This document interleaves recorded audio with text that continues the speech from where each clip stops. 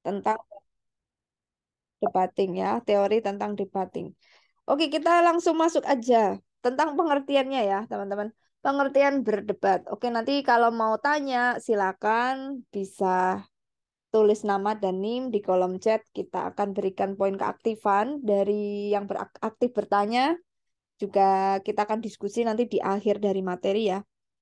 So, kita masuk dulu ke teori debating. Ini apa sih sebenarnya debat gitu? Yang kalian lihat pasti kan adu argumen, terus gambarnya tuh pasti kalau cari gambar debat tuh nggak enak, hawanya orang emosi nggak sih gitu.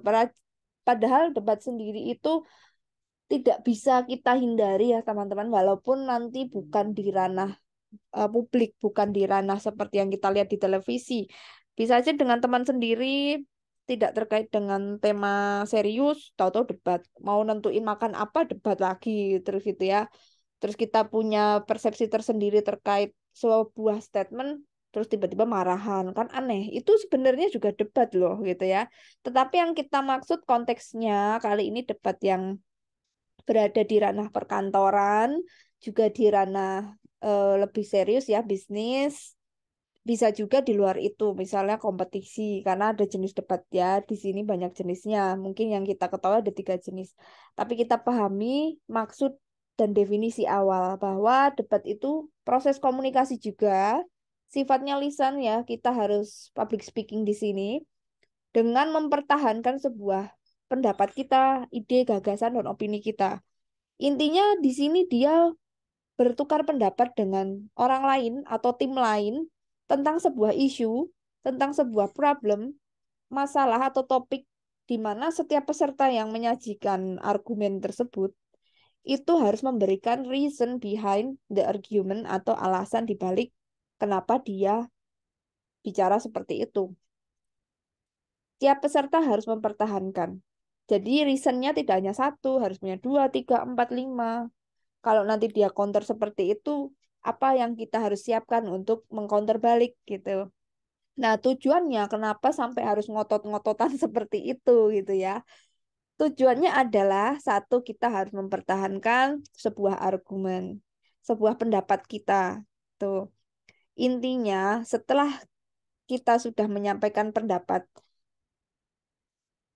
ending dari menyampaikan pendapat itu kita harus bisa meyakinkan audiens atau pihak lain. Itu tujuan dari berdebat ya. Tujuan dari kita mempunyai sudut pandang yang berbeda dengan pihak lain itu karena kita ingin meyakinkan audiens, kita ingin meyakinkan pihak berseberangan tentang apa yang kita selama ini yakini, kita miliki, atau kita punya sudut pandang. Nah, sudut pandang kita, argumen kita itu akan menentukan kualitas wawasan ataupun informasi yang sudah kita miliki. Jadi di sini yang perlu skill. Sampai pada akhirnya teman-teman nanti bisa mengeluarkan statement setuju dan tidak setuju, iya dan tidak. Itu harus menunjukkan Anda punya data-data valid. Kenapa Anda iya, kenapa Anda tidak. Nah, disitulah prosesnya ketika menyampaikan pendapat dan juga mencari data-data tersebut, gitu ya. Inti mencari data itu supaya pihak lain atau audiens itu yakin gitu loh dengan argumen kita yang saya bawakan ini loh sudah teruji, ini loh yang saya lihat, gitu ya. Nah, di sini ada beberapa seni atau arts atau bagaimana tekniknya nanti kita sampai ke sana. Tapi mulai dulu melihat fungsi dan manfaat dari perdebatan. Kenapa sih Bu harus capek-capek nonton orang debat? Kenapa sih Bu kita harus sampai adu argumen? Kenapa kita harus menyajikan apa yang ada di pikiran kita? Saya tuh so introvert gitu loh. Gini aja kita pahami. Ada banyak alasan dibalik kenapa kita harus mempertahankan argumen kita atau bagaimana kita bisa dianggap manusia gitu di situasi tertentu. Ada satu kalanya manusia itu akan dihadapkan oleh kondisi dan waktu di mana dia harus menunjukkan eksistensi. Itu ya. Di sini saya mau memberikan sebuah bekal buat teman-teman. Suatu saat setiap manusia punya proses seperti itu, akan dihadapkan oleh situasi Anda harus tunjukkan eksistensi, tunjukkan bahwa Anda itu ada dan Anda harus pick up dan Anda harus menunjukkan bahwa saya ini punya data yang valid loh. Jangan diperlakukan seperti ini. Misal ya, nanti di suatu kondisi Anda dinilai buruk, Anda diperlakukan tidak benar. Jadi Anda harus mempertahankan bahwa tidak seperti itu yang saya lihat gitu lah. Tidak seperti itu yang saya lakukan gitu ya. Membela diri itu satu ketika kondisi Anda dinilai buruk oleh pimpinan, kinerjanya buruk misalnya gitu ya, oleh klien dicap buruk, citra perusahaan jadi buruk, kita jadi humas, otomatis kita harus mengembalikan citra itu lagi. Dalam sebuah bisnis itu hal yang wajar gitu. Kasusnya kalau waktu Holy Wing kemarin kan dia harus turun reputasinya, otomatis humasnya harus merubah image yang sudah sebelumnya seperti itu balik ke positif lagi dengan memberikan informasi macam-macam kan nanti ke publik. Seperti Eiger juga pernah kasus seperti itu kan. Jadi di sini info yang memang kita harus miliki itu nanti dikumpulkan gitu ya, data-datanya kita harus bangun kembali kepercayaan publik. Jadi ada sebuah momen kita harus seperti itu nanti. Artinya ini pun juga perdebatan, ini pun artinya kontroversi terjadi. Itu ya. Jadi kurang lebih fungsinya secara umum adalah untuk mempertahankan apa yang kita yakini itu benar. Bu, saya nggak apa-apa digituin. Tetapi ada suatu momen ketika satu kali tidak apa-apa, oke kita terima. Dua kali tidak apa-apa kita terima. Masa mau selamanya lebih dari 10 kali? Artinya kita sudah melakukan pembiaran ketidakbenaran. Itu juga kita salah sebagai posisi manusia. Gitu kan. Apalagi kalian sudah sarjana, berpendidikan, sudah dari level akademik yang mana informasi yang kalian bangun pasti berdasarkan pendekatan yang saintifik atau ilmiah, diuji dengan data-data kredibel. Itu tugas kita nanti bisa menyajikan ke arah situ. Itu ya. Lalu juga fungsi yang secara umum ya. Secara umum ketika kondisi seperti itu kita otomatis harus membela, harus membenarkan, meluruskan, mengkonfirm, juga mengklarifikasi. Nah, itu fungsi dari perdebatan sebenarnya secara umum ya, baik nanti menulis gitu ya atau mungkin lisan. Tapi kalau ini debating ini lisan, ini yang lisan. Oke, itu ya satu. Lalu yang kedua tadi melakukan klarifikasi gitu. Tidak selamanya yang mungkin mereka lihat itu seperti itu. Nah, ini butuh kita speak up someday. Someday kita harus speak up. Bu, mungkin saya nggak apa-apa deh Bu diginiin terus. Nggak bisa. Nanti akan ada suatu timing. Kamu berkeluarga, kamu punya anak, kamu punya suami, punya istri, punya keluarga diperlakukan misal kurang baik gitu dengan sosial atau ada rekan bisnis yang menjatuhkan Anda atau nggak suka dengan perusahaan Anda, ya otomatis Anda nggak bisa diem karena Anda melindungi orang yang Anda kasihi. Anda harus memperjuangkan yang seharusnya menjadi hak Anda. Disitulah debat akan dilakukan tanpa Anda sadari itu sudah ranah debat. Walaupun tidak konteks kantor, tidak konteks bisnis, tapi konteks sosial masyarakat. Jadi disitulah fungsi debat gitu ya. Nah, satu, kita rangkum nih. Kalau kondisinya udah tahu, mari kita rangkum manfaatnya satu-satu. Lalu ada yang pernah bilang juga bahwa satu filsuf di Yunani, yaitu namanya Rene Descartes ya.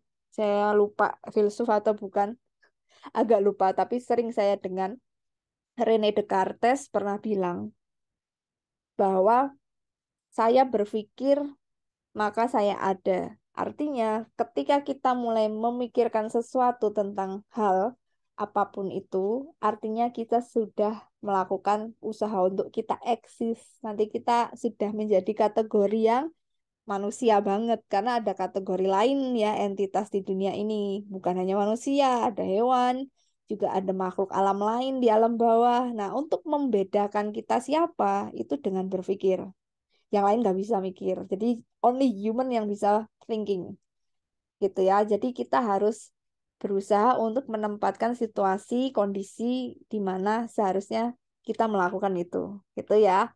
Oke, sekarang fungsi satu-satu. Tadi kan manfaat umum, sekarang fungsinya harus mati-matian mempertahankan argumen gitu. Satu, ya pasti kita belajar. Nanti akhirnya kita akan belajar berbicara yang tepat, yang baik, di mana kita akan ada di standing position tertentu. Apakah kita setuju atau pro atau kita kontra. Tergantung kondisi nanti ya. masing-masing. Nanti kita akan masuk lagi. Bu, kalau saya dipaksa di pro, padahal idealisme saya di kontra. Bu, saya tuh sebenarnya pro, kok saya disuruh kontra. Itu nanti ada tekniknya gitu ya. Lalu yang kedua, fungsinya ketika kita berdebat, itu kita jadi orang yang analitis. Kita jadi orang yang punya kemampuan bisa membaca karakter orang. Suatu saat nih, kita masuk ke ruang pimpinan gitu. Bu, saya kok digaji sekian? Saya tanda tangannya waktu kontrak nggak sekian. Loh, kamu kan anak prohibition, anak yang hanya percobaan gitu. Tapi saya sudah lewat. Loh, kemarin ada rapat. Maaf, saya belum informasikan gitu. Ternyata rapatnya prohibitionnya dilanjutkan dari 6 bulan. Loh, di tanda tangan saya 3 bulan. Kalau dilanjutkan, saya harus tanda tangan ulang. Ya, artinya tidak berlaku di saya. Anda harus bisa seperti itu, membangun logika. Gitu ya. Nah, di sini kita bisa baca pimpinan berarti dia mungkin apa karakternya. Kita bisa langsung menilai, oh orangnya kurang transparan, kurang cepat, kurang satset menginformasikan ke bawahan, enggak fair misalnya. Jadi kita bisa scanning orang dari bagaimana kita mendebat orang tersebut gitu ya. Tapi ingat, tidak boleh baper, tidak boleh bawa perasaan karena ada aturan di mana kalau kita langgar itu kesalahan fatal berdebat, yaitu memasukkan perasaan kita ketika kita berargumen. Karena ketika berargumen itu harus pure 100%, we have to change our mind, become a female energy. Sorry, a masculine energy. Kita harus jadi cowok ya, 100% jadi seperti laki-laki. Karena apa? Logika yang main ya. Kita nggak boleh ada perasaan di situ. Kita harus dingin, benar-benar cool, kalau kita panas, kita terpancing nanti jadi tidak objektif. Akhirnya nanti kita tidak punya tujuan yang jelas yang ingin kita bangun argumennya gitu. Lalu berikutnya fungsi atau manfaat ketika kita melakukan perdebatan atau adu argumen itu kita bisa mengungkapkan logika kita gitu. Dengan bahasa yang tentu saja sopan, yang santun. Yang kalian lihat di TV banyak yang nggak sopan mungkin ya. Jadi makanya tentang debat itu jadi jelek image-nya.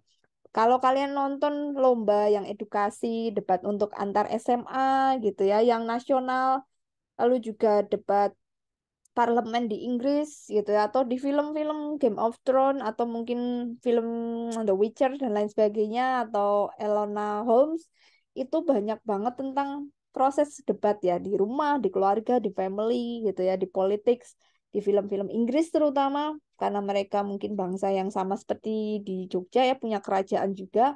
Mereka ketika debat itu sesama musuh lawan bicara tetap elegan, seruncing apapun pendapat, mereka tetap bisa stay cool, tetap keren gitu loh. Gimana ya bisa kayak gitu?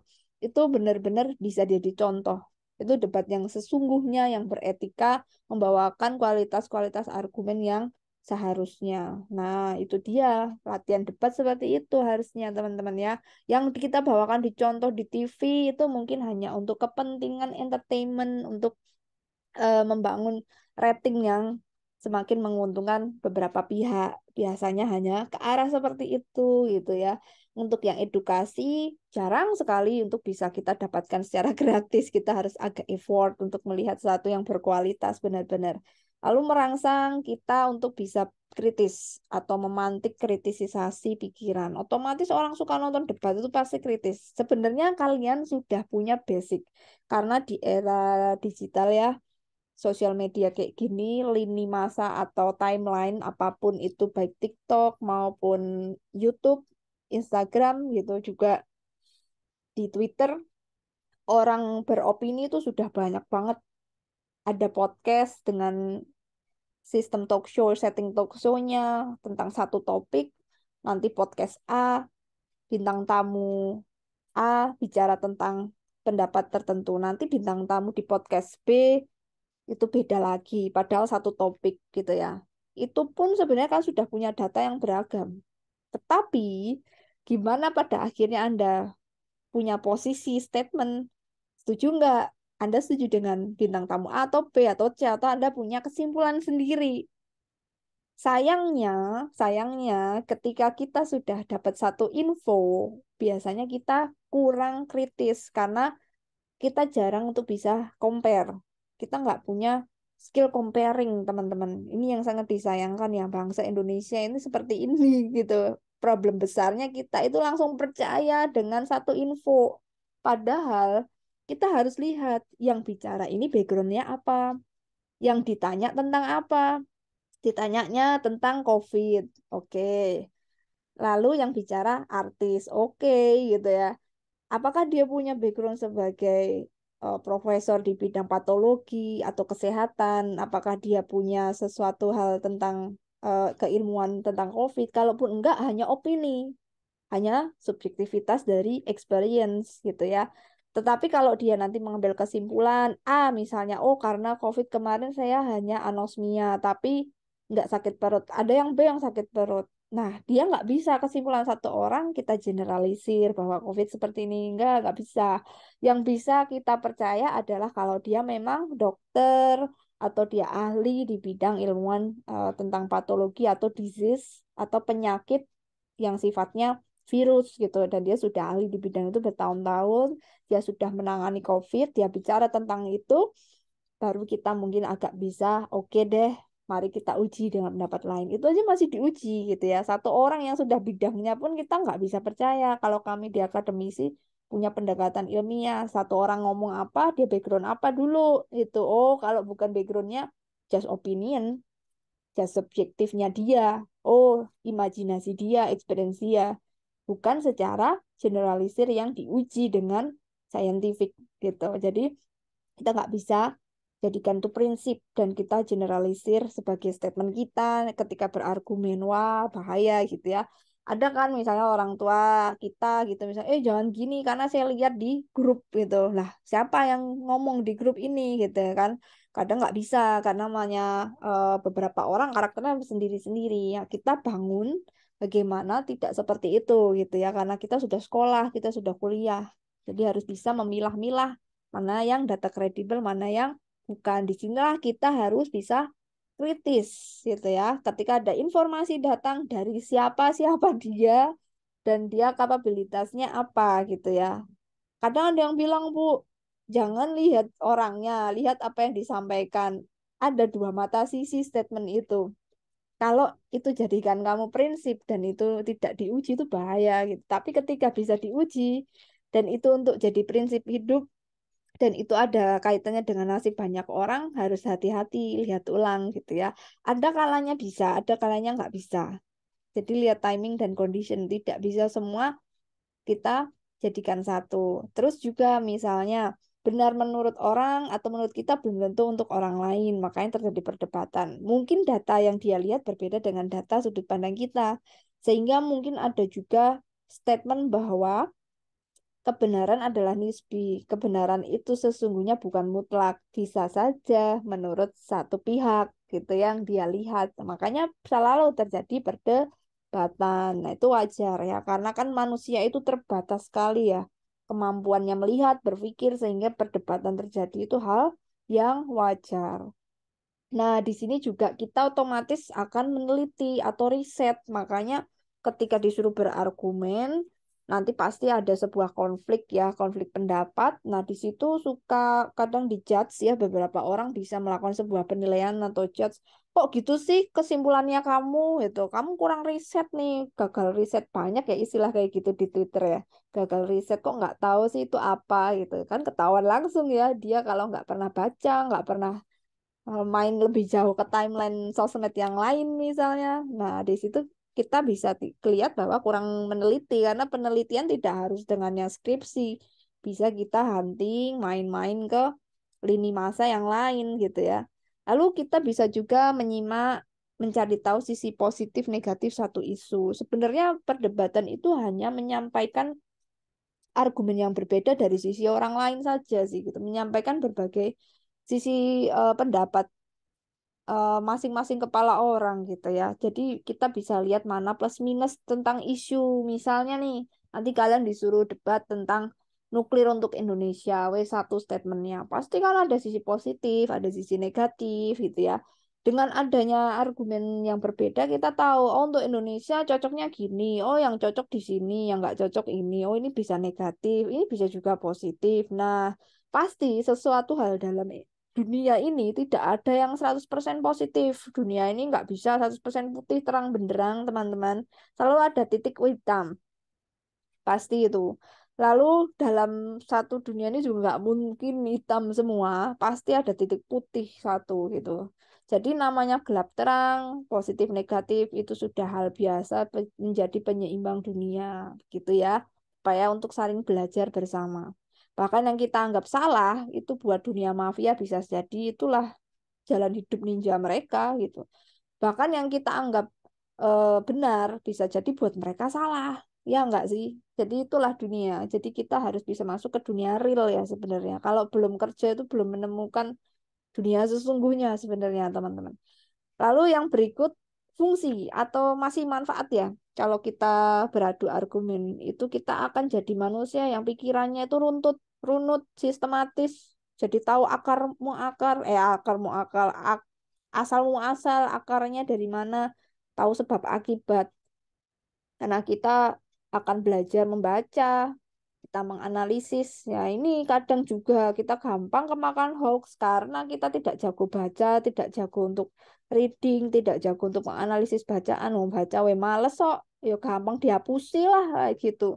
Makanya bahayanya nggak mau suka baca itu gampang dibodohin, teman-teman. Sayang kan sarjana kok gampang dibodohin gitu kan. Yang bodohin anak SD lagi. Aduh, gimana dong kan amit-amit ya sekolah mahal-mahal kok nggak bisa baca kan kayak gitu. Jadi itu selalu tanamkan dalam diri. Kita harus mau mencari data dengan cara membaca di tempat-tempat yang kredibel, valid. Bu, tempat yang kredibel kayak apa toh? Bisa di portal berita, tapi ya kadang portal berita juga harus lihat-lihat. Misalnya portal beritanya ada yang CNN, BBC, tapi nanti ya misal IDN Times, Kompas, Jakarta Post, Sydney Morning Herald misalnya. Nah itu teman-teman akan bisa melihat alur media-media ini kemana, ke siapa, itu nanti bisa terlihat. Dan saat ini dunia yang berkembang, banyak sekali entah itu pihak bisnis, politikus, atau tokoh tertentu, atau perusahaan tertentu, itu pasti memiliki bidang usaha media atau entertainment gitu ya. Biasanya seperti itu teman-teman. Nah fungsinya media ini tadi adalah untuk kebutuhan si pihak itu juga. Nah, itu dia makanya content writer, copywriting lagi naik daun. Disitulah kuncinya gitu ya. Untuk memberikan wawasan tentang kepentingan tertentu dari satu pihak. Nah, di sini otomatis kita harus sistematis ini urutannya kemana sih info ini. Terus juga harus analistik. Ini benar nggak infonya tentang nuklir positifnya untuk Indonesia? Kok CNN bilang gini, BBC bilang gini, kok berbeda gitu. Kita harus bandingkan tiga data tentang satu topik. Misalnya positifnya menggunakan nuklir untuk Indonesia. Kita ambil tiga sumber. Bu, tiga sumber artikel tapi kok mereka kayak Kopas gitu ya. Nah, artinya bisa jadi sumber ini hanya asal Kopas, tapi ada yang redaksinya benar-benar bagus. Benar-benar dia nulis sendiri. Datanya dia dapatkan dari jurnal misal, atau datanya dia dapatkan dari website perusahaan asing atau website dari artikel luar negeri. Dia compile, dia ada pendapat sendiri, dia ada argumen sendiri. Nah, itu mungkin bisa kita katakan lumayan nih, gitu ya. Lumayan nih, lumayan agak kita percaya karena ada jurnal sebagai rujukan, hasil penelitian sebagai rujukan. Kenapa hasil rujukan yang paling kredibel itu jurnal? Nanti kalian bisa cari di Google Scholar. Kalaupun nanti skripsian itu rata-rata di Google Scholar teman-teman mencarinya ya. Atau juga di Elsevier. Intinya ketika berskripsi itu juga sama. Kalian harus bisa meyakinkan para pembimbing dan penguji bahwa permasalahan yang Anda bawa itu adalah benar-benar yang punya pengaruh atau istilahnya bermasalah gitu ya di objek tersebut. Caranya bagaimana? Kita harus punya penelitian relevan, kita harus punya data yang relevan. Itu sama aja dengan debat sebenarnya, tapi sifatnya tidak lisan. Ya, sifatnya tertulis. Lisannya ketika Anda sidang. Anda harus mempertahankan argumen, harus meyakinkan mereka. Seperti itu kira-kira. Dan kita belajar nantinya mengkomunikasikan pemikiran gitu. Hasil olah pikir kita infokan ke pihak-pihak tersebut. Bisa audiens, bisa dewan penguji, bisa juga saudara gitu. Siapapun yang berkepentingan gitu ya. Lalu kita juga lebih percaya diri. Tidak bisa kalau nggak percaya diri, nggak meyakinkan, malah kelihatan mau ngomong, malah nggak dipercaya. Jadi harus meyakinkan, harus percaya diri bahwa data ini benar-benar saya mencari dan ini asli misalnya, ini valid. Lalu berikutnya kita juga bisa melihat sesuatu yang lain ya, beyond dari sisi manusia tersebut atau data yang tidak terungkap sebelumnya. Juga fungsi lain yang kedua ini yang terakhir kita bisa mengklarifikasi, menilai orang lain dan juga latihan bicara dan mendapatkan hal-hal positif ya di balik itu semua. Selalu ingat dampak atau efek dari berdebat nanti walaupun itu menurut kita nggak enak, negatif, itu akan menjadi sebuah pembelajaran atau hal positif kita untuk kedepannya. Tidak semua hal buruk itu selamanya buruk. Selalu ada hal-hal yang bisa membuat kita lebih baik. Jadi intinya kita tidak usah berkecil hati ya.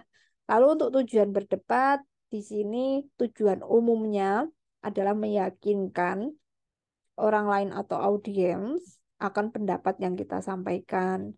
Nah, meyakinkan tentang apa? Meyakinkan tentang sebuah isu yang memang sedang terjadi dan isu ini arah kesimpulannya kemana, bidangnya yang harus diperbaiki, bisa jadi tentang solusi, bisa jadi tentang sebuah hal yang bisa kita tarik kesimpulan yang harus kita lakukan, atau juga bisa tentang mempengaruhi dan membuat orang lain itu bergerak, bersikap gitu ya, bersikap sesuai dengan apa yang kita tuju gitu ya. Ayo rame-rame coblos saya, kan endingnya itu mempengaruhi sikap. Tapi gimana bisa meyakinkan kalau saya harus coblos kamu gitu kan? Makanya ada debat, makanya ada sebuah pemberian statement, misal debat capres, debat pilkada. Tadi juga ada yang tanya ya tadi pagi, Bu, saya nggak paham presiden debat tuh buat apa, parlemen debat buat apa. Karena mereka ini punya tujuan ketika sebagai pemimpin. Bahkan kalau kalian ikut BEM gitu atau OSIS pasti ada kan perdebatan calon ketua OSIS dan sebagainya. Karena mereka punya tugas gitu ya untuk mengayomin yang di bawahnya. Otomatis mereka harus punya tujuan kerja, harus tahu mereka melakukan apa. Kita kan juga nggak mau gitu ya istilahnya gini-gini aja hidup. Misal kita juga pingin nih masalah kita diselesaikan solusinya itu melalui tujuan para pimpinan ini bekerja nanti gitu ya, diakomodir enggak ini masalah saya ini solusinya oleh para pemimpin yang baru ini gitu ya, dari tujuan-tujuan yang mereka infokan ke kita, ke rakyat gitu ya, ke anggota-anggota, jadi kita tahu seharusnya kita memilih siapa supaya nanti kita punya masalah minimal mereka bantu selesaikan karena mereka lah pimpinannya, mereka lah leadernya. Jadi seperti itu kira-kira ya tugasnya atau tujuannya dari debat para pimpinan gitu ya, baik sifatnya politik maupun non politik nanti ya. Lalu upaya untuk meningkatkan penampilan dan komunikasi verbal bisa jadi ini untuk latihan gitu ya. Tugas lomba itu kan ini meningkatkan skill ya ketika ada lomba antar perkuliahan tuh ada lomba anak kuliah, lomba debat ya. Nah, gimana meyakinkan orang itu juga tujuannya dari perdebatan. Oke, ciri-cirinya. Bu, ini orangnya pada debat apa enggak itu ya? Gampang sih ciri-ciri debat itu misalnya bisa aja orang itu atau satu kelompok itu satu ada dua kubu, satunya kubu yang setuju, satunya enggak setuju gitu ya. Dalam perkumpulan keluarga juga pasti adalah perdebatan tuh wajar. Nah, adu pendapat ini memang endingnya tuh ada satu yang pingin merasa pendapatnya itu dianggap paling benar, itu wes wajar, itu biasanya emang adu pendapat seperti itu. Nah tapi kalau sampai ada sesi tanya jawab ya itu memang khusus ya, sebuah acara atau yang disettingkan dan pastinya harus menonjolkan pro kontra. Bu, boleh nggak statementnya di tengah-tengah, saya cari aman, nggak bisa dong gitu ya. Itu nggak bisa, saya abu-abu ya Bu, nggak hitam nggak putih, wah itu malah jadi parasit kalau dalam dunia politik ya, dia hanya gandul aja istilahnya, dia berdiri di dua kaki cari aman, padahal di dunia ini selalu harus memperjuangkan hal yang menurut kita ketahui secara ilmu pengetahuan, itu kita ada di statement mana. Jangan pernah takut untuk berada di standing position gitu ya. Jadi itu ciri-cirinya manusia abu-abu ketika ditanya itu jawabannya adalah terserah gitu. Itu jelas itu pasti kalau diajak debat tidak punya wawasan gitu ya. Wah, harus males diajak bisnis biasanya gitu. So kita biasanya bisa pilih-pilih ya atau kita istilahnya kita bantulah buat wawasannya. Kamu harus punya ini, punya istilahnya punya pilihan gitu ya. Dalam hidup harus punya argumen, walaupun itu menurut orang lain kurang pas, tapi kamu harus punya standing position, harus punya independen berpikir. Jadi kita harus bangun independen berpikir kita. Ketika ditanya pilihannya apa, harus berani mengungkapkan apa yang kita mau. Ya bukan bukan takut Bu, nggak ada yang saya keluar di kepala gitu. Gue berarti memang kurang wawasan. Misalnya terserah, daripada terserah itu better kamu minta waktu. Bentar sih, tak cari rekomen. Aku kok pinginnya ini. Bodoh amat orang nanti mau nggak menyetujui. Yang penting kan kita sudah berargumen. Oh, saya eksis kok. Saya punya pendapat. Terserah nanti yang jawab apa gitu kan. Nah, itu harus dibangun mulai dari sekarang. Ketika ditanya, kalau misal belum punya wawasan jawaban, opsi minta waktu, saya huntingkan dulu, saya maunya ini. Kalau ditanya biasanya itu sesuai POV kita aja, ya persepsi kita aja. Belum tentu juga kok diain. Jadi yang penting dia menanyakan eksistensi kita. Kamu maunya apa gitu kan? Kayak saya mau makan nasi, dah hari ini tadi kemarin belum makan nasi misal. Nah, tetap mengungkapkan independen kamu berpikir itu sejauh mana sih gitu ya. Tunjukkan kamu eksis. Nah, rata-rata kita kurang berani di situ sih. Ya, jarang sih saya lihat seperti itu ya. Atau mungkin karena males. Kalau males ya bilang aja saya nggak mau makan, lagi bingung mau makan apa. Nah, gitu. Atau saya maunya minimal ada jawaban. Saya maunya nggak yang berat-berat atau yang kuah. Ya itu sudah jawaban independensi berpikir, teman-teman. Nah, seperti itu ya. Kita akan bisa menilai orang nanti. Lalu ciri-ciri yang lain itu nanti ada ya. Reason atau orang-orang ini akan mempertahankan argumennya. Juga ketika terjadi perdebatan itu ada moderator, ini yang disettingkan ya. Ada juga juri atau penilai itu sendiri. Nah, kalau nggak ada moderator ya nanti bisa dikiranya berantem juga sih sebenarnya. Ini wajib ya moderator kalau setting tertentu untuk sebuah perdebatan. Itu yang jualan. Oke, untuk prosedur dan aturan, teman-teman, ini harus diingat ya, mulai dari detik ini, ketika kalian masuk ke arena adu argumen, tidak boleh menggunakan perasaan. Itu udah kunci. Ketika Anda pakai perasaan, Anda baper, itu sudah fatal. Anda sudah kalah sebelum berperang. Gitu ya. Terus aturan lagi, tidak boleh menyinggung SARA, agama, ras, dan sebagainya. Fisik juga tidak boleh, gitu ya. Lalu berikutnya apalagi yang tidak boleh. Rata-rata itu sih secara universal ya. Lah Bu, tapi pasti ada loh pas debat itu buat menjatuhkan lawan, tapi dia menggunakan data yang tidak objektif. Kita bisa interupsi, kita bisa hentikan, walaupun waktu masih berjalan dia punya durasi untuk bicara, kita bisa stop gitu ya. Anda sudah melanggar aturan, menyinggung SARA gitu ya. Kalau masih nerocos terus, lakukan lagi. Anda sudah melanggar aturan gitu. Nanti biar moderator hentikan. Seperti itu ya. Tapi itu hanya biasanya kalau di TV ya untuk hiburan sih gitu kan teman-teman. Tapi kalau beneran terjadi ya di rapat ya kita juga harus mulai bangun dan edukasi sekitar kita seperti itu. Tidak bisa dibiarkan ya. Itu kan sudah tidak diperbolehkan. Oke. Terus ketiga yang misal dihentikan itu adalah ketika berbicaranya sudah mulai ke arah topik-topik yang jauh gitu, ya. Kita lagi bahas ekonomi, tahu-tahu sampai HAM, tahu-tahu sampai ke arah mana, ya mungkin dia wawasannya hanya itu gitu.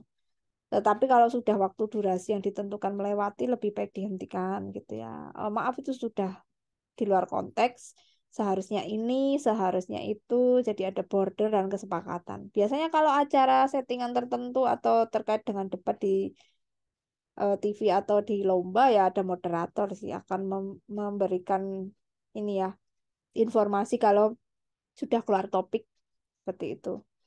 Bu, gimana kalau nanti diinterupsi, terus kita jadi bingung mau jawab apa? Kalau diinterupsi, sedangkan waktu kita bicara masih panjang, sebaiknya kita tetap jalan terus, teman-teman. Karena kalau interupsi itu ada waktunya atau kita melanggar. Kalau nggak melanggar dia interupsi melulu, berarti emang dia sengaja mengacaukan atau mendistract jalan pikiran kita. Biarin aja, masa bodoh jalan terus selama waktu masih ada untuk kita berbicara. Nah, unsur debat yang harus dipenuhi jelas harus ada isu, kontroversi, atau isu tertentu yang kita punya beragam pendapat. Tiap orang harus memberikan pendapatnya, harus kita pertahankan. Ada tim yang setuju dan tidak setuju, lalu ada penengahnya gitu ya, dan juga ada pencatatnya. Itu kurang lebih seperti itu. Gimana sih cara berdebat? Pertama ya isu kontroversi kita intro, kita informasikan terkait misalnya tentang seragam. Misalnya gini, ya, kalian ada topik nih tentang penggunaan seragam di perusahaan swasta. Kan pro kontra kadang ya. Enaknya kalau di perusahaan swasta tuh bajunya free aja, nggak usah dikasih seragam. Ada yang minta dikasih seragam, ada perusahaan yang menggunakan seragam Senin apa, Selasa apa, di warna gitu misalnya. Dari perusahaan swasta ya. Nah, itu kan kontroversi untuk beberapa kasus di budaya perusahaan. Nah, lalu kita harus mencari informasi, misalnya kita pro dengan berseragam, ya otomatis kita harus cari data, misalnya di jurnal-jurnal bahasa Indonesia tentang budaya perusahaan. Jadi kita harus pahami topik tersebut, isu tersebut itu payung besarnya tema apa. Seragam itu budaya perusahaan, kedisiplinan. Nah, otomatis kita cari topik tentang itu, penelitian tentang kedisiplinan dan seragam seberapa efektif gitu loh. Seragam itu tujuannya apa gitu. Tujuan positif, dampak negatif. Paling gampang ketika ada isu, kita mencari dampak dan akibat. Wis, itu paling gampang. Dampak dari topik itu, akibat dari topik itu, atau sebab dari topik tersebut. Nah, wis itu paling enak, paling berseberangan gitu ya. Nah, itu aja. Lalu manfaatnya gitu. Dampak kan bisa positif, bisa negatif, lalu kita buat analisis SWOT-nya ya. Kalau kita ada di pro, kita analisis SWOT-nya ya jelas kita yang kekuatan dong, gitu kan. Lalu kalau di kita posisi kontra ya nggak setuju gitu ya. Silakan teman-teman.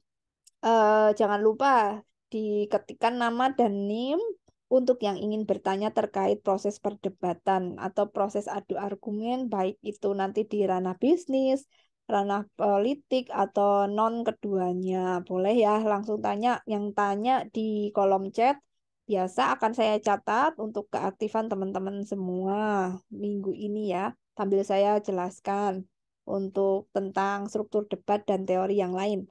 Lalu untuk argumen nih, pembuktian data dan fakta ini juga harus kredibel. Tadi dari jurnal ya saya sarankan cara huntingnya pakai Google Scholar. Langsung masukkan saja kata kunci tentang budaya perusahaan yang baik tentang berseragam gitu ya. Kita kumpulkan tiga. Kita kumpulkan tiga tentang dampak positifnya. Kita kumpulkan lagi dampak positifnya dari yang lain. Misal dari artikel tentang beritanya kita kumpulkan. Kalau sama semua kita bisa ambil sebuah kesimpulan di situ. Itu ya.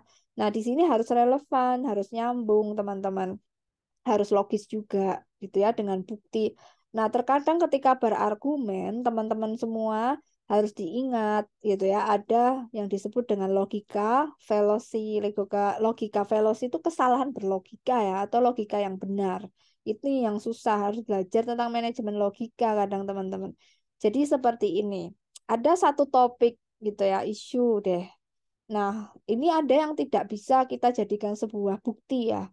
Satu adalah ketika dia yang hanya melihat gitu ya. Ketika dia bicara soal suatu tempat bahwa tempat ini adalah tempat yang tidak benar gitu ya. Jadi harus dirubuhkan gitu ya. Misal mau rapat tentang pembangunan suatu tempat.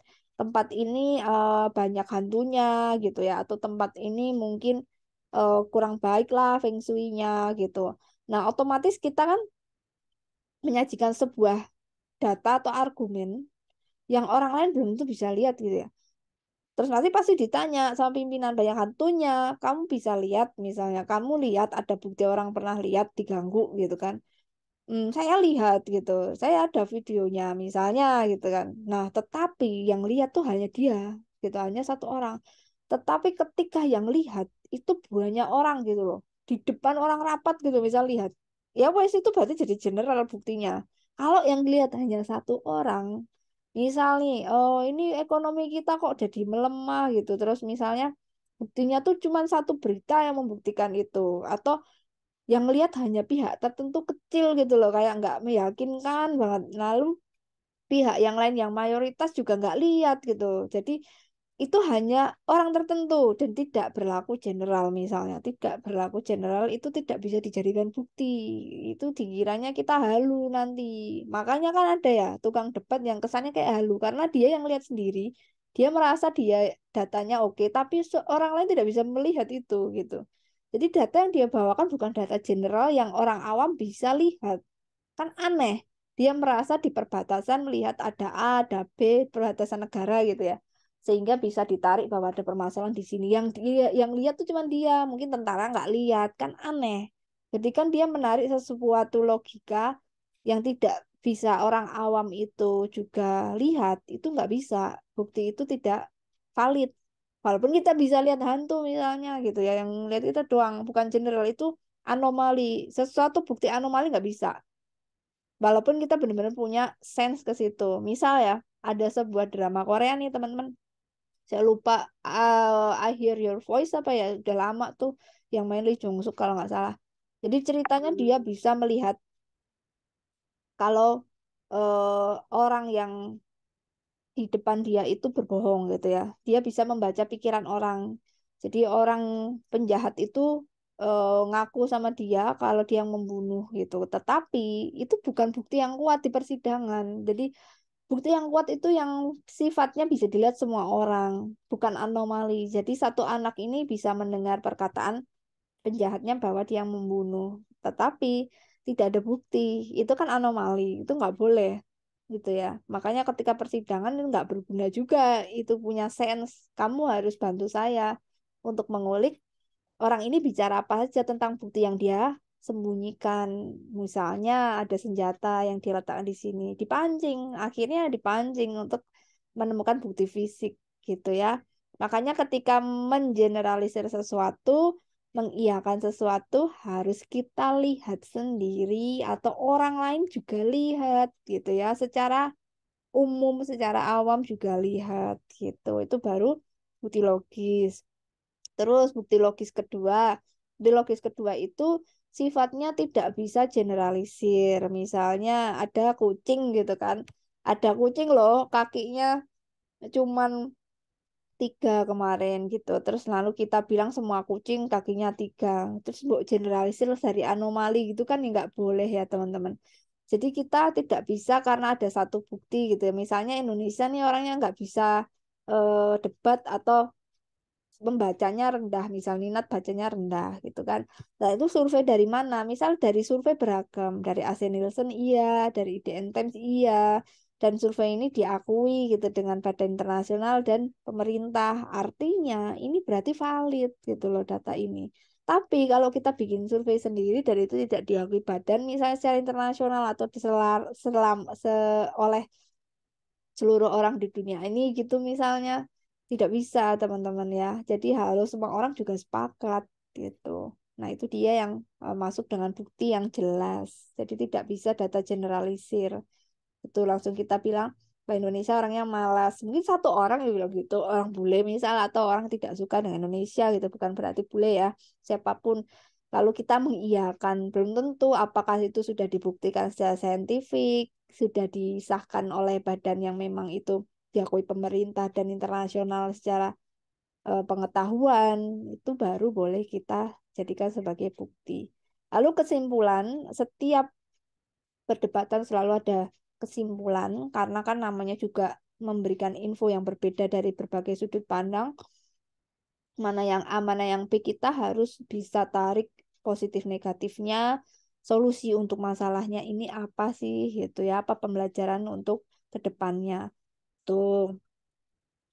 Nah, ini ketika berdebat ada etika ya, pas tanya itu juga harus serius, tidak boleh bercanda. Ya, boleh bercanda tetapi ada batasnya, asal tidak menyinggung fisik, sara, dan juga background dari orang tersebut atau ke arah yang subjektif, menjatuhkan, atau mungkin kita menyinggung sebuah entitas negara gitu ya, tidak boleh. Lalu ada data fakta itu tadi yang tidak boleh generalisir dan memang data riset ya, data riset diakui dengan review yang sudah kredibel. Lalu patuhi aturan kalau waktunya berbicara sekian menit harus sesuai. Tetapi kalau kelebihan itu rata-rata banyak ya yang kelebihan ya. Itu berarti mungkin tidak pandai dalam menyingkat kalimat efektif atau melihat poin-poinnya. Banyak yang berbunga-bunga. Jadi kita harus belajar menyingkat kalimat menjadi yang efektif. Jenis debat sendiri ada tiga. Satu, parlementer yang kita sering lihat di TV, debat capres, pilkada, atau terkait dengan politik. Yang kedua, cross examinations. Ini bisa biasanya adalah ketika negosiasi atau berbisnis atau juga evaluasi di kantor. Kita mau apa ya mengangkat karyawan itu bisa jadi kita rapat dulu terjadi perdebatan tuh cross examination atau juga mengambil sebuah keputusan apapun bidangnya itu pasti data selalu bergesekan di sini cross examinations. Lalu yang ketiga tentang hal-hal yang berkaitan edukasi, lomba dan sebagainya. Tuh ya. Silakan yang mau tanya. Nah, ini keabsahan nih gimana, Bu? Ada kan yang dalam berdebat tuh pakai teks dulu gitu ya. Kalimat definisi juga harus pas, misal adalah, yaitu, merupakan, jadi bahasa Indonesia yang baik dan benar. Kata hubung juga harus baik gitu ya. Kata kerja mental, misalnya memahami, menyetujui gitu ya, menggunakan kalimat aktif, gitu. Juga kata ganti orang, saya, dia, mereka, oknum misalnya.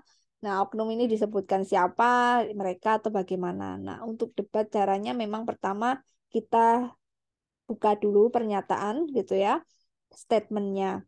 Nah, untuk yang udah pernah untuk kelas public speaking ini di semester-semester sebelum-sebelumnya itu saya pilihkan topik yang sangat-sangat asik ya. Malah menurut saya itu malah bisa jadi yang nggak selesai-selesai untuk diperdebatkan.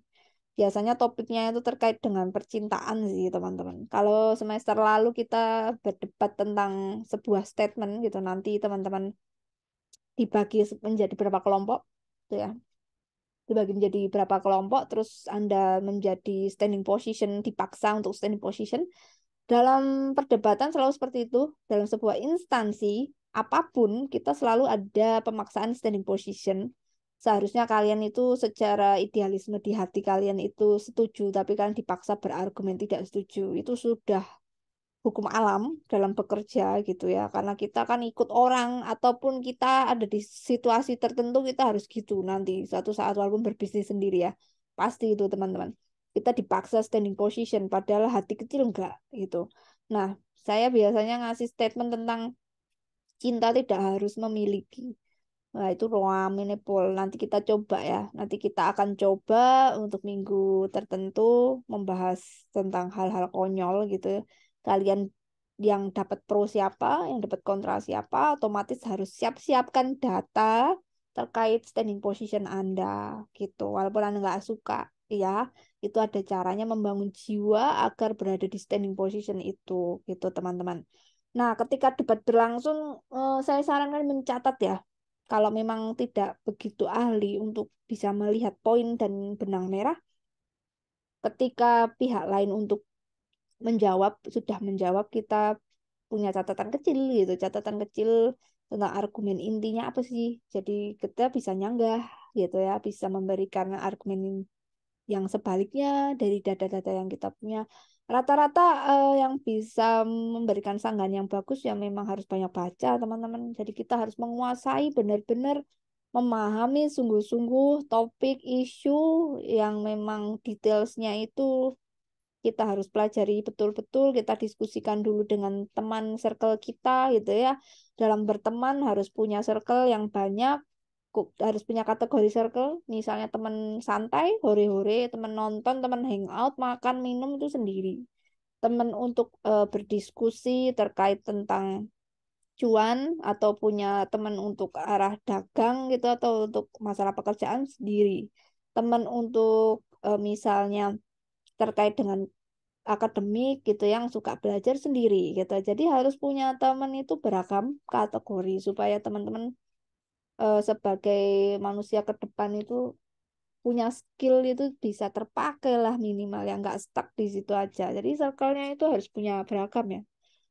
Jangan cuma satu. Biasanya akan disadari ketika kalian sudah kerja gitu. Akhirnya punya beragam teman. Ini teman nonton, ini teman untuk merenung, ini teman untuk diskusi, ini teman untuk nangis gitu misalnya. Oh, ini teman yang untuk dewasa misalnya. Nah, itu ada sendiri gitu ya. Itu harus punya. Karena kita otomatis akan dihadapkan masalah semakin kompleks nanti semakin berumur gitu ya. Mungkin saat ini teman yang kaitannya dengan santai dulu. Nanti kalian coba ikut komunitas yang gratis di Jogja itu banyak, bisa terkait skill, nanti bisa jadi teman diskusi. Ketika besok kerja, kalian kesulitan satu hal, satu topik, ternyata dia ahli di bidang ini, bisa kalian tanyakan gitu sebelum kalian rapat. Misal hari ini rapat nih, jam 12 jam 1 nanti rapat nih. Pimpinan minta rapat tentang evaluasi penjualan yang kemarin sudah disubmit reportnya. Aduh, aku belum belajar lagi gitu kan, otomatis dalam waktu singkat ya kita harus pahami seluk-beluk tentang kemarin, data kemarin gitu. Lalu kita mungkin bisa improve ya. Kalau memang kita argumennya harus meyakinkan, tapi cara improve yang gimana? Mungkin kita edukasi diri kita secepat mungkin, bisa baca artikel atau bisa tanya teman. Kalau saya sih mending tanya teman ya, bond of friend ya, bond of friend ya. Aku tanya gimana ini kalau disuruh kayak gini, baiknya gini aja misalnya. Nah, tapi harus yang teman bisa diandalkan. Jadi harus punya banyak stok sih menurut saya. Mumpung masih muda, perbanyak stok teman-teman beragam kategori ya. Lalu ketika debat berlangsung, di sini teman-teman juga harus hargai pendapat juga ya. Intinya tidak boleh baper itu tadi. Terus di akhir nanti kalau sudah menentukan, oh ini pemenangnya, oh ini grup yang diminta untuk melaksanakan proyek, yang lain mengikuti misalnya argumen kelompok Anda tidak cukup baik untuk dimenangkan atau meyakinkan pimpinan misal gitu kan. Ya kita harus lapang dada teman-teman. Nah, kenapa harus lapang dada? Ya mau bagaimana lagi kita pun pada akhirnya ada di satu institusi walaupun hati kecilnya mungkin merasa berbeda, tapi mau tidak mau juga harus melakukan itu gitu ya. Cara lapang dada itu mudah. Dari awal kita memberikan argumen itu tidak boleh hati itu masuk 100%. Kalau memang tidak lapang dada, nggak ikhlas, dari awal settingannya udah keliru gitu ya. Kalau mau masuk arena debat, arena institusi, dari awal tuh settingannya sudah harus disiapkan. Bahkan kita harus pahami akan menemui hal yang kita tidak suka. Itu sudah harus settingan di awal. Kalau dari awal langsung mau goreng ikan, tiba-tiba sudah panas baru dimasukkan, ya meledak gitu. Jadi dari awal settingannya kecil dulu, masukkan pelan-pelan ikan lelenya, baru nanti matangnya tidak dengan meledak gitu ya, meloncat dia punya minyak. Jadi settingannya ya teman-teman supaya bisa nanti soft landing, intinya seperti itu. Yuk, mari kita cek dulu pertanyaan yang sudah masuk, teman-teman semua terkait dengan materi tentang teori debat. Nah, ini tata caranya ya. Tata caranya ya tadi hampir sudah sama, yaitu kita infokan statement di awal, lalu di sini nanti satu topik ini diberikan argumen dari pihak satu dulu, lalu disanggah pihak dua, dan sebaliknya nanti balik ke pihak satu, pihak dua, begitu ya. Dan harus memberikan logika yang baik dari argumennya, juga harus datanya akurat, tidak boleh data yang tadi logika fallacy itu disampaikannya juga harus berdasarkan eh, apa ya performance, look performance ya, harus berpenampilan yang baik. Kadang seperti ini yang banyak terjadi. Tekniknya bagus menyampaikannya meyakinkan. Sampai akhirnya audiens dan pihak berseberangan itu ikut yakin, padahal datanya lack of validity atau datanya nggak kredibel. Banyak itu terjadi gitu ya. Ini mungkin karena skill dari para audiens atau kita di situ kurang paham gitu ya, kurang paham dengan topik tersebut, kita kurang mengulik wawasan, kurang banyak wawasan lah intinya kita belum riset ke arah itu, tapi sudah disajikan dengan packaging yang sangat meyakinkan gitu. Itu banyak terjadi gitu ya. Kayak misal demo panci, wes. Ya kan itu dagang ya, tapi pasti ada debat ya demo panci atau demo bukan demo di lapangan ya, maksudnya orang jualan panci terus dia demo ini mempraktekkan panci yang bagus nih loh Bu, dibeli ibu-ibu atau bikin demo blender gitu kan otomatis kalau saya wes tak debat gitu kan atau istilahnya pasti ada yang tanya kok mahal sih blendernya, oh ini bisa dicicil kok 100 tahun gitu misalnya nanti 5.000 per bulan misal kan ada yang seperti itu ya di debat terus akhirnya kan menang oh bisa murah tapi kok besar bentuknya ini blendernya nggak bisa ditaruh nih di kulkas saya atau ditaruh di lemari saya oh ini bisa dipotong-potong per part lah kalah lagi kita kok bener juga gitu kan biasanya itu dia yang meyakinkan nanti dari 20 audiens mana yang jadi beli ya berarti kan dia bisa meyakinkan padahal kita mungkin butuh data lain ya tentang menyimpan itu yang bagus gimana gitu kan yang baik gimana kita ulas gitu loh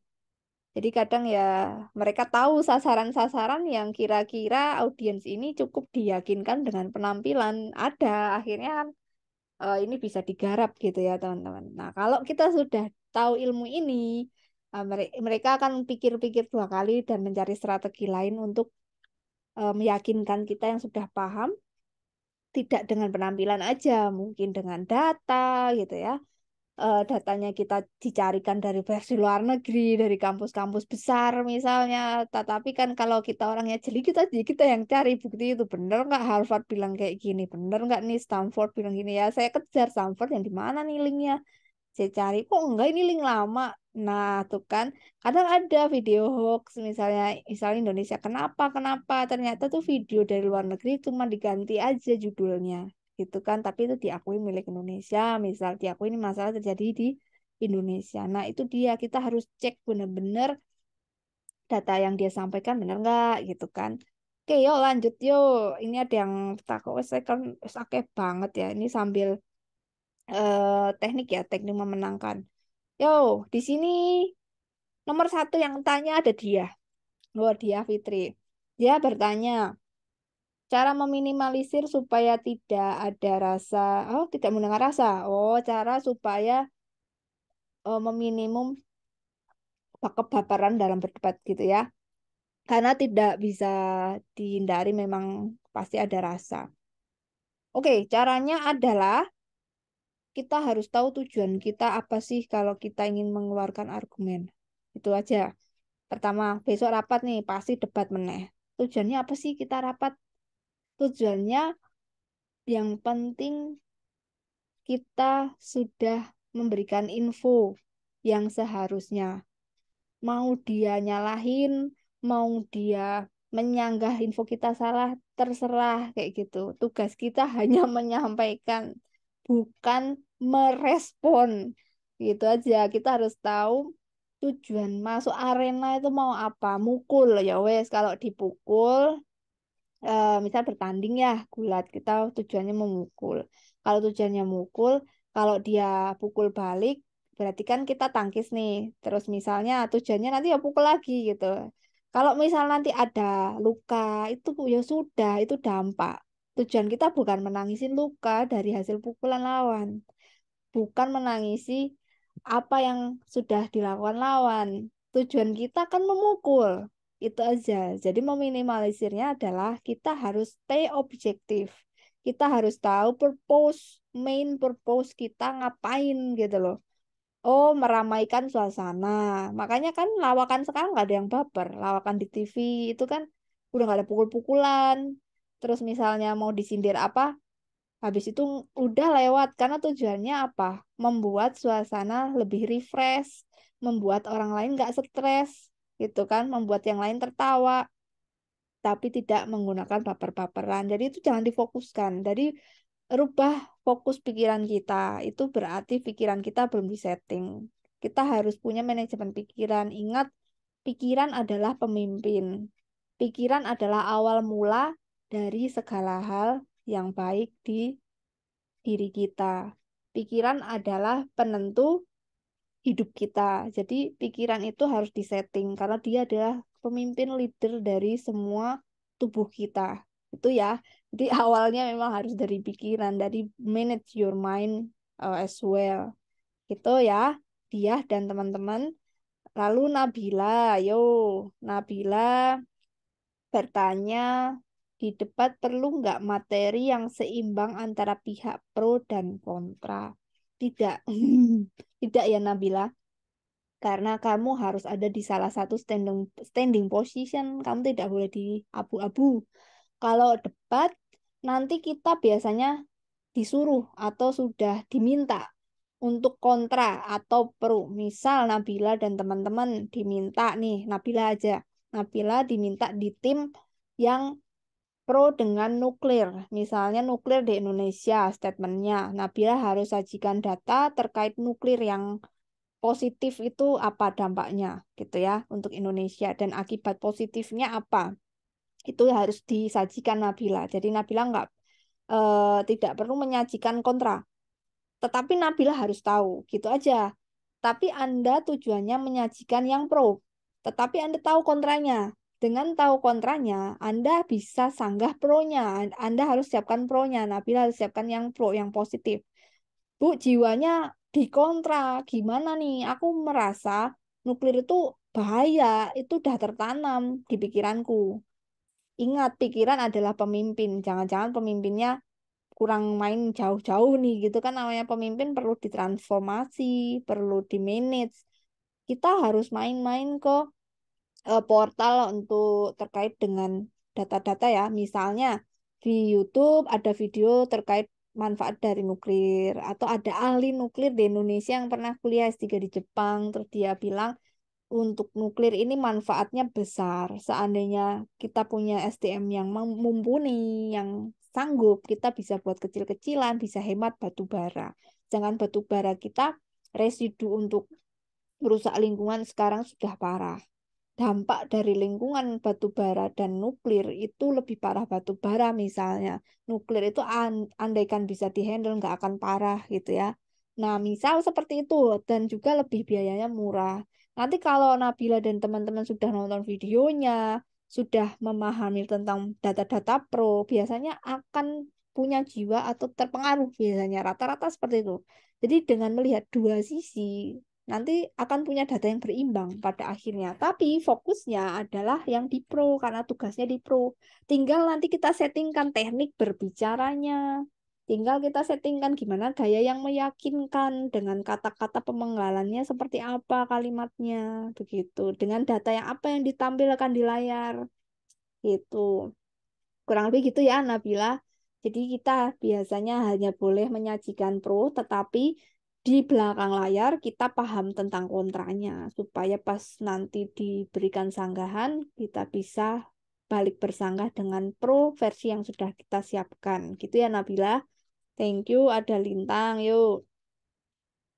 Saya pernah mendengar trik Bu, menjatuhkan lawan debat dengan argumen yang kuat. Caranya pura-pura bodoh. Wah, apa nih? Atau melakukan hal yang manipulatif. Itu bagus tuh dilakukan, tidak triknya. Kalau udah tahu seni berdebat, itu bisa disanggah gitu ya. Pura-pura bodoh itu masuk ke kategori logika fallacy. Nanti kita bilang dia malu sendiri dan netizen akan bisa menilai gitu ya. Untuk trik ini tidak disarankan untuk ranah akademis dan ranah profesional, karena nanti yang menilai saat ini bukan hanya internal, tetapi ketika dia masuk ke ranah publik, dan itu misalnya diketahui ke netizen, netizen tuh sekarang sudah kritis gitu ya, tentang parenting aja masih bisa mengkritisi hidup orang. Jadi nggak disarankan untuk melakukan hal manipulatif. Karena apa? Itu sudah masuk menyalahi logika fallacy. Coba nanti kalian hunting apa itu logika fallacy, yaitu kesalahan berlogika. Gitu ya. Tadi misalnya datanya hanya satu dua orang menyatakan Indonesia itu buta huruf gitu ya. Karena dia waktu itu jalan-jalan ke pedalaman memang buta huruf, tetapi akhirnya dia balik ke negaranya cerita Indonesia buta huruf. Terus semua orang di sana yakin Indonesia buta huruf. Itu logika Velosi, kesalahan melogika. Dia temuin satu dua orang, dia mengeneralisir, menilai untuk ratusan juta orang. Is it fair? Of course not. Otomatis ketika dia menyatakan sikap seperti itu dan saya nggak tahu apa-apa, saya melihatnya sekian, itu sudah logika. Logikamu keliru, Pak. Dia pasti malu. Kalau dia tahu debat ya, kalau dia nggak malu, netizen nanti yang akan bisa menilai orang ini berarti wawasannya sekian. Udah nanti orang akan menilai, gitu ya. Tapi tidak disarankan gitu ya, karena akan ada penilai di luar sana yaitu masyarakat yang makin kritis, gitu ya. Thank you Lintang. Lalu Vistia tanya lagi, perlombaan debat itu argumen yang menang apakah yang akan dipakai atau untuk pertunjukan aja entertainment. Sebenarnya kalau perlombaan itu pure entertainment ya. Satu. Kedua, untuk melatih para peserta. Udah itu aja. Ya, ada dua. Kalau untuk dipakai, itu tergantung tujuannya. Gitu ya, tergantung tujuannya. Apakah debat ini ada disponsori oleh proyek tertentu, gitu ya, atau mereka sedang dalam binaan, atau bagaimana. Itu biasanya nanti hasil data perdebatan ini bisa jadi digunakan untuk data pendukung pengambilan keputusan, ya, juga teman-teman yang lain ya. Tetapi kalau murni itu debat SMA terkait tentang cara belajar atau juga terkait tentang banyak-banyakan les, anak sekarang kan banyak kursus ya, masih kecil udah les ini itu, padahal masa bermain dia untuk sosialisasi dan berkembang harusnya harusnya tidak diberi les gitu kan, itu bisa perdebatan nanti bisa buat lomba debat anak SMA gitu ya tentang pendidikan di luar sekolah gitu. Nah, tentang bagaimana mengatur waktu bermain dan juga bersekolah itu hanya untuk sekedar publik dan pembelajaran dari yang ikut berdebat gitu ya, Fis ya. Silakan nanti boleh berkomentar setelah saya berikan jawaban. Mungkin teman-teman ada yang ingin bertanya lanjut juga nggak apa-apa. Fadil Muhammad Rashid. Caranya gimana nih, Bu? Mendapatkan argumen jawaban yang bagus, mematikan lawan bicara. Teknik memenangkan. Oke, kalau teknik memenangkan seperti yang dilihat di slide gitu ya. Satu penampilan ya, teman-teman, tapi jangan pernah terkecoh dengan penampilan. Biasanya udah bikin lawan atau pihak berseberangan itu mental turun sih. Rata-rata itu sudah ambil position di 50% ya. Misalnya mau ada rapat besoknya kita pakai baju yang rapi, meyakinkan gitu kan. Baju warna cerah. Ada loh pemilihan warna baju kantor itu mempengaruhi psikologi juga ada. Makanya ada yang belajar sampai ke arah situ juga supaya bikin hoki juga ada, bikin kita lebih ngebus untuk berbicara juga ada gitu ya. Jadi caranya Fadil itu salah satunya adalah pertama kita harus siapkan look performance yang baik dulu gitu ya. Gestur kita pas menyampaikan itu juga harus meyakinkan, kita percaya diri, tatapannya kita juga harus tegas, tajam, tapi juga nggak melotot ya intinya. Lalu pakaian juga harus rapi gitu ya, mungkin lebih rapi dari biasanya gitu ya, karena ingin bisa akan orang akan menilai kita terlihat ingin menyajikan hal yang serius gitu dengan berpakaian yang serius ya. Lalu untuk mendapatkan argumen yang tepat itu kembali lagi dari data yang kita punya. Artinya kita harus menguasai topik atau isu yang akan kita sampaikan atau yang sedang diperdebatkan, gitu ya. Untuk mendapatkan argumen itu kita harus punya berbagai poin tentang standing position baik itu lawan atau kita, gitu ya.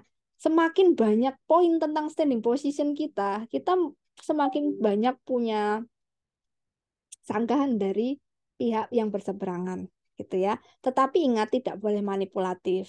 Yang diperbolehkan adalah data yang valid, gitu ya. Data yang valid. Kalau saya ya biasanya ketika sudah dipojokkan, saya menggunakan data empirik. Data empirik itu apa yang saya lihat, tapi juga orang lain lihat, dan itu diakui seluruh Indonesia. Ada bukti jurnalnya, ada bukti dari hasil survei kredibel gitu ya, seperti IDN Times atau BPS-nya atau bahkan itu jurnalnya Q1 gitu ya, jurnal Q2, kita bilang itu berdasarkan scientific approach, hasil review yang memang sudah ulasannya sulit ya untuk bisa masuk ke jurnal itu. Nah, caranya seperti itu. Untuk mendapatkan argumen yang bagus, itu kita mengambilnya dari data-data yang memang sumbernya itu valid, kredibel, dan diakui internasional. Tapi ada relatednya, ada relasinya, korelasinya ke argumen permasalahan yang akan kita informasikan gitu, akan kita bahas saat itu gitu ya. Misalnya makan buah mengkudu itu nggak sehat loh, karena kan itu terlalu pahit, ada orang yang lambung nggak kuat misalnya. Tetapi ya, kamu ada di pro gitu ya. Untuk lambung itu bisa mematikan. Oke, dia kontra, ada data, dia punya jurnal. Tapi kamu bawakan dong jurnal lain yang bahkan Q1 mungkin dari Massachusetts Hospital. Dia bilang mengkudu ini bisa kok untuk orang yang sakit perut, tetapi dia harus makan dulu. Itu mungkin dia nggak makan, makanya harus dilambarin dulu pakai makanan. Baru deh mengkudunya, tapi porsi kecil, harus dicampur dengan madu. Itu baru yang pas, bukan berarti mengkudu tidak boleh. Mungkin tidak boleh situasi itu, tetapi di suatu situasi tertentu bisa diakali dan juga jamnya nanti pas di tertentu itu ada penelitiannya, bahkan itu mungkin dari rumah sakit terkemuka di Amerika Serikat dari jurnal ini kayak gitu. Itu cara mematikannya gitu ya, Fadil. Oh, saya bongkar semua ini piye. Oke, Rachel. Rachel tanya, kalau sebagai pihak yang pro dan kontra misalnya di suatu stagnan di mana sudah nggak ada lagi pendapat yang dilontarkan selain mengulang, itu solusinya oh kehabisan data standing position. Oke. Pertanyaan kedua, apakah satu tim harus punya ide yang berbeda? Maksudnya misal ada tim anggotanya 3 orang, apakah 3 orang masing-masing punya pendapat untuk menguatkan argumen? Iya, betul ya. Rachel, kalau dalam lomba itu penting kita berdiskusi dan simulasi sebelum masuk arena perdebatan. Caranya adalah, misal Rachel ada di posisi kontra, tidak setuju dengan penggunaan nuklir. 3 teman Rachel harus mencari data. Nanti H-2, H-3 ketemu dulu sebelum lomba. Kita kumpul dulu, briefing. Datamu mana nih? Gitu. Temannya Rachel 2 orang punya data, digabungkan datanya Rachel. Oke, berarti kita bagi job desk-nya. Nanti kalau ada yang kategori ini, nanti kita kita kategorikan poinnya kan udah ketemu semua nih. Yang nggak setuju dampaknya, berarti ngomongin soal dampak, ngomongin soal biaya misalnya. Oh, ini ngomongin soal sisi humanity-nya. Oh, ini dari sisi lingkungannya. Jadi kita bagi per kategori 3 orang ini. Tapi itu ngomongin dampak misalnya, gitu ya. Karena emang terkuatnya kan kontra kan di dampak kalau nuklir ya, baik lingkungan, biaya, humannya, misalnya. Jadi yang 3 orang bagi-bagi kategori, tapi intinya dampaknya negatif, wes gitu. Itu hanya memperkuat standing position itu. Ketika sudah ada poin, didetailkan lagi, berikan data lagi, ini dibagi per orang gitu loh, per kategori. Kalau kita cuman sendirian, ya enak, bebas, lepas gitu ya. Nah, kalau sudah habis, Bu, gimana? Itu tergantung kekuatan kita dari searching sebelumnya, hunting. Caranya memang supaya kita menang, biar nggak kehabisan, itu persiapan itu harus baik. Walaupun waktunya mepet, punya teman itu tadi penting gitu ya. Bu, saya punya teman ya, ayah saya atau ibu saya nggak apa-apa. Yang penting dia punya pengetahuan terkait itu gitu kan. Nah, saran saya sebanyak mungkin kita punya data. Kalaupun mentok nggak punya, ya otomatis kita hanya bilang tidak bisa mengulang ya. Saya sarankan tidak bisa mengulang teman-teman gitu ya. Tidak bisa mengulang. Nah, ini perlu dilatih sih saran saya gitu ya. Perlu dilatih untuk punya banyak standing position point. Jadi siapkan sebanyak mungkin gitu ya. Siapkan sebanyak mungkin. Berapa Bu yang bisa disajikan? Mungkin kita bisa sajikan 10 gitu kan. Bisa sajikan 10 per anggota gitu ya. 10 per anggota, berarti kan ada 30 ya. Gitu. Seperti itu teman-teman. Atau mungkin kalaupun ada seni berputar juga ada, tetapi kan harus by data, nggak bisa by opinion, nanti just opinion aja gitu ya. Nanti tidak kuat, nanti nilainya jadi rendah, karena yang nilainya tinggi itu by data tadi, data yang valid gitu ya. Saran saya sebelum kita masuk arena diskusi dulu, lalu di diskusi itu kesepakatan bersama gitu ya, kesepakatan bersama. Nanti gimana nih kalau memang sudah tidak ada apakah ya sudah kita bilang ya kami hanya sampai sini gitu. Walaupun nanti yang menilai eh, apapun hasilnya kita harus terima. Kalau udah kepentok ya mau gimana lagi ya, namanya baru latihan. Oke, gitu ya. Lalu Safira bertanya, gimana cara minimalisir emosi? Oh, gimana supaya tidak termancing emosi waktu berdebat, supaya tetap tenang. Dari awal harus disetting dingin ya, teman-teman. Kalau udah kita sudah tahu mau adu argumen, kita harus tahu tujuannya. Yang penting menyampaikan, kita tidak bertanggung jawab atas dampak dan saya tidak mau untuk memikirkan dampak. Udah itu aja. Dampak dari kontra yang saya terima itu sudah harus meditasi sebelumnya atau berdoa dulu atau mungkin sembahyang dulu. Kita harus punya filter. Saya tugasnya adalah menyampaikan. Ketika ada yang menyanggah itu fokusnya di poinnya ya, bukan cara ngomongnya ya. Mungkin cara ngomongnya terlalu tinggi nadanya, kita terdistract terus kita emosi. Oh, berarti kita sudah memasukkan hati. Kan saya sudah bilang setting hatinya itu tolong diminimalisir. Caranya setting tujuan cowoknya ya, setting cowoknya dinaikin teman-teman. Gitu ya. Usahakan tidak boleh terpancing karena itu sudah jadi nilai minus atau kalian sudah melakukan kesalahan fatal nanti nggak bisa logikanya nggak bisa muncul secara objektif. Pas dia menyanggah pasti otomatis kita kan emosi dan sebagainya. Itu harus tetap fokus dia intinya apa dia nyanggah. Oh ternyata poin ini. Oke saya bisa sanggah dengan poin yang ini.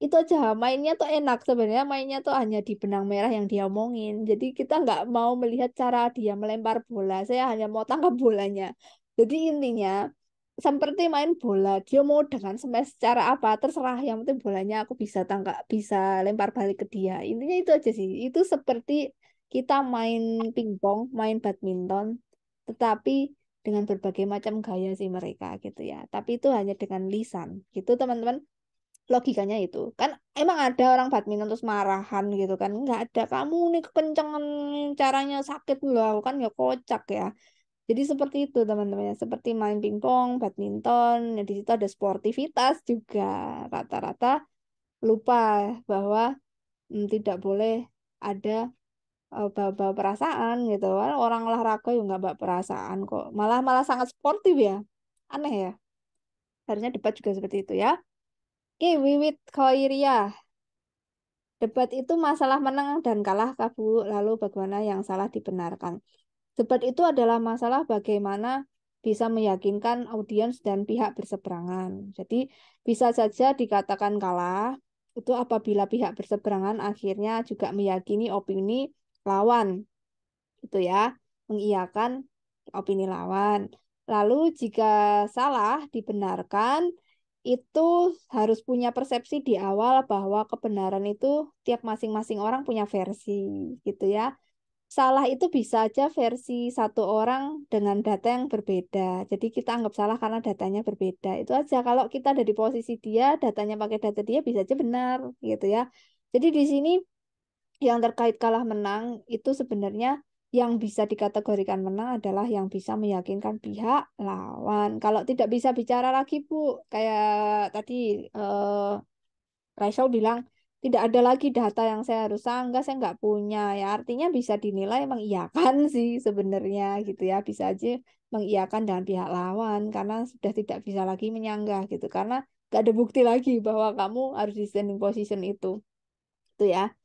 Bukan masalah menang kalah sih. Menang kalah itu hanya status, tetapi yang seperti olahraga, menang kalah itu juga status. Kita kan melihatnya bagusan mana sih permainannya, berkualitas mana sih servisnya, oke mana sih performance-nya. Kita kan lihatnya sejauh itu ya, bukan menang kalah.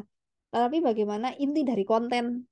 Netizen udah bisa kok ke arah itu ya teman-teman. Ada perdebatannya A, B, C, entah dia Bunda Korla, entah siapa. Kan kita lihat inti, bukan lihat Bunda cara nyampe ini ya bukan lihat bapak polisi atau bapak jaksa, bukan kan, bukan status, tapi kontennya itu terkadang oh kontennya meyakinkan sekali, datanya juga meyakinkan sekali ya ini yang bisa mengambil hati dan pikiran dari audiens banyak dia yang menang.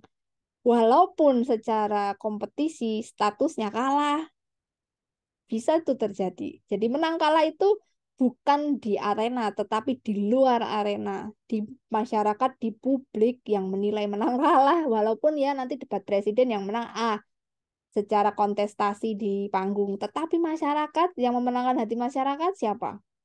Ya kan? Jadi menang kalah itu di luar. Memang itu soal menang kalah, tapi intinya bukan statusnya, tetapi bagaimana meyakinkan gitu ya, meyakinkan pihak-pihak di luar sana gitu. Inti debat tuh itu sebenarnya menyampaikan supaya orang-orang yakin ini loh yang saya punya tuh ini yang benar gitu. Mereka juga benar, tapi versinya kayak gini. Sudah ada data mana yang menurut kamu oke? Biarkan mereka yang menilai gitu. Oke gitu ya. Salah dibenarkan, benar disalahkan, seperti itulah yang terjadi sesungguhnya gitu ya. Tapi makin lama ke sini orang akan pandai menilai teman-teman. Itu ya. Amelia Octavia bertanya, berdebat kita nyatakan argumen yang logis untuk melawan pendapat. Lalu seberapa penting pengaruh informasi yang faktanya mendukung argumen? Seperti menurut pendapat ahli penelitian sebuah perdebatan. Maksudnya gimana ya? Berpengaruh seberapa pengaruh? Wah, sangat berpengaruh. Apalagi kalau kisah itu ya, itu sudah bisa mematikan lawan bicara gitu ya. Pendapat ahli, tapi ingat, misalnya ada nih perdebatan tentang COVID gitu ya, bahwa COVID ini berbahaya loh, nular, janganlah keluar rumah lagi gitu misalnya. Tapi yang bicara itu misalnya tidak di bidang ini, tidak di bidang tentang kesehatan gitu. Jadi figur yang ditanya tentang bahaya COVID itu mungkin olahragawan gitu kan, bukan dokter, peneliti bidang patologi, disease dan virus, bukan. Karena dia nggak neliti nih misalnya, tapi dia sebagai trespassing atau yang mengalami experience itu ya dari sudut pandang subjektivitas dia, tetapi tidak melakukan penelitian, hanya dia cerita opini yang sebagai penyintas, bukan yang meneliti gitu ya, bukan insider, dia outsider, kategorinya outsider dari ilmu itu, bidang itu, masalah itu. Yang dikatakan insider itu yang memang dia mengkaji mendalam dengan ilmu memang fokusnya bidang tersebut dan apalagi dia mengalami sendiri gitu ya. Jadi yang kalian perlu percaya tentang fakta-fakta COVID itu adalah penelitian-penelitian dari COVID atau dari dokter yang memang dia di bidang patologi atau bidang yang terkait dengan virus gitu lah, perkembangbiakan virus itu ahli patologi gitu ya. Jarang kan yang malah mau ngoceh di publik yang kayak gitu. Karena mereka rata-rata tidak punya public speaking skill, teman-teman. Mereka neliti, nggak sempet. Yang ngomong akhirnya yang orang lain, public figure gitu kan. Yang dipercaya orang lain deh. Makanya kita harus effort sih untuk bidang tertentu nyarinya ke database yang memang ahli gitu. Database memang expertnya di situ.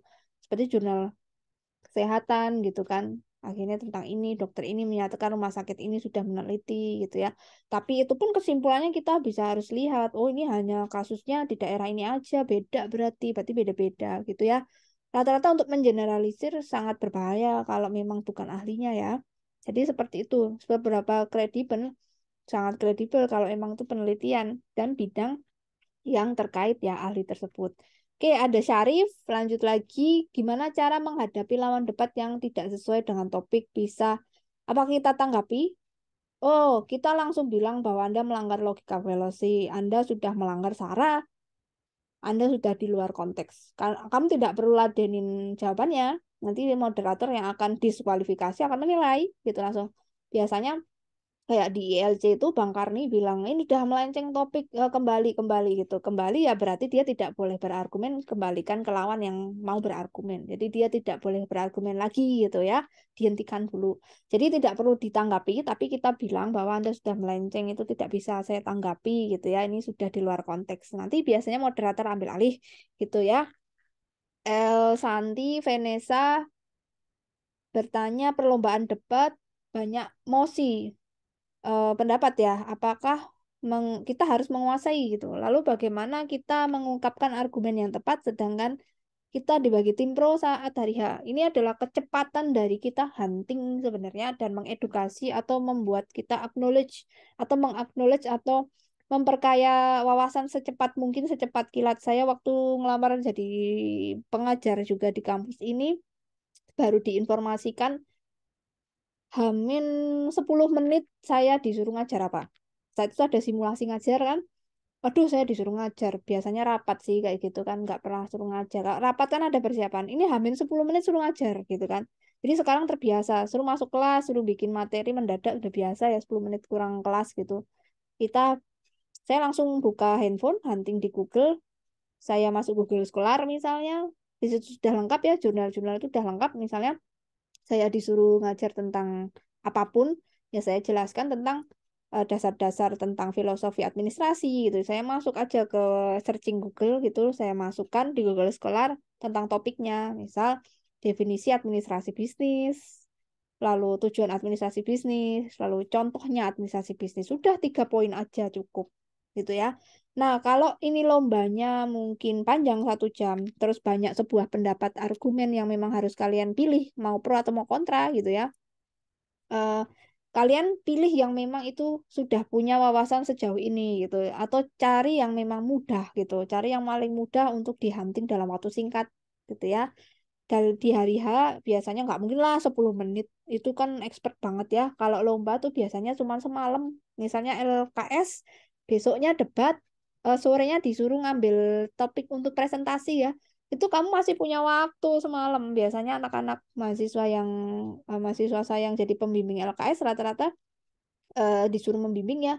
Ada guru bimbingnya kan, nah, itu nanti dibantu untuk hunting kok, untuk research data ya, untuk riset secepat kilat, nanti dikasih poin-poinnya. Rata-rata riset kan bingung masuk ke hutan belantara, kamu udah ada poin, biasanya yang kita sampaikan itu hanya hanya dampak positif negatif, akibat positif negatif, lalu dampaknya itu kita kategorikan ke arah mana, ke humanity ke sini, atau ya ke manusiaannya ke sini. Jadi dikategorikan gitu ya.